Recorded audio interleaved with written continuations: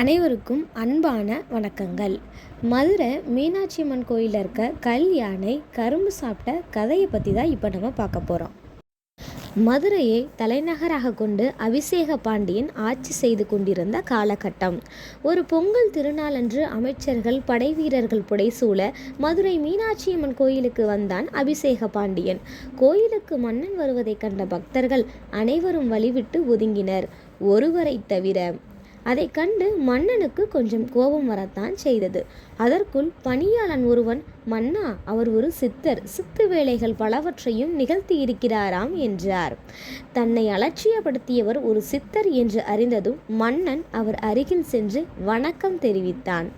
ஆனால் சித்தரிடமிருந்து எந்த பதிலும் வரவில்லை.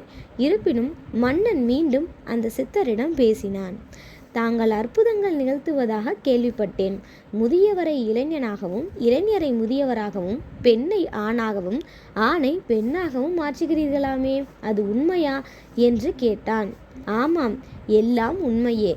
எனக்கு எல்லா கலைகளும் தெரியும் என்றார் அந்த சித்தர். இருந்தாலும் மன்னனுக்கு அந்த சித்தரின் அற்புதங்கள் மீது நம்பிக்கை வரவில்லை. அவரை சோதிக்க நினைத்தான். சரி சித்தரே, உங்கள் அற்புதத்தை நேரில் பார்க்க ஆசைப்படுகிறேன்.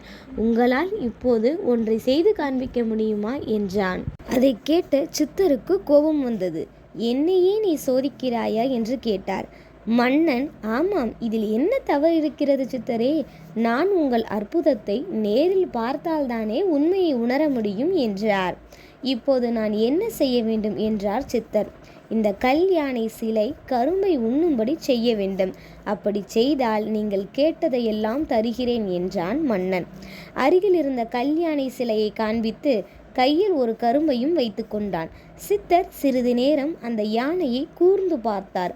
அடுத்த நொடியே அந்த கல் யானை உயிர் பெற்று முன்னோக்கி வர ஆரம்பித்தது. அதை பார்த்த அனைவரும் திகைத்து போய் நின்றனர்.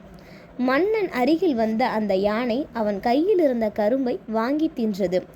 இன்னொரு முறை அந்த யானையை பார்த்தார் சித்தர். உடனே அது அவன் கழுத்தில் இருந்த மாலையை தனது துதிக்கையால் பறித்தது.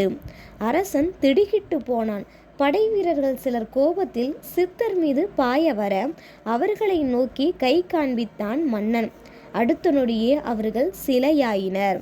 அதன் பிறகுதான் சித்தர் மாபெரும் மகான் என்று உணர்ந்தான் மன்னன்.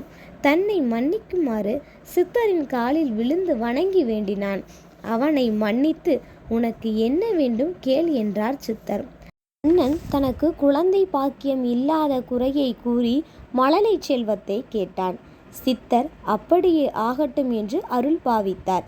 அக்கணமே சித்தர் மாயமானார். யானை மீண்டும் கற்சிலையாக மாறியது. அதன் பின்னர் தான் சித்தர் வடிவில் வந்தவர் சொக்கநாத பெருமான் என்பதை உணர்ந்தான் மன்னன். அடுத்த ஒரு வருடத்தில் அபிஷேக பாண்டியனுக்கு ஒரு மகன் பிறந்தான். அவன்தான் விக்கிரம பாண்டியன். இந்த நிகழ்வை கொண்டாடும் வகையில் மதுரை மீனாட்சி அம்மன் கோயிலில் ஒவ்வொரு பொங்கல் அன்றும் கல் யானைக்கு கரும்பு தந்த லீலை ஒரு விழாவாக நடத்தப்பட்டு வருகிறது.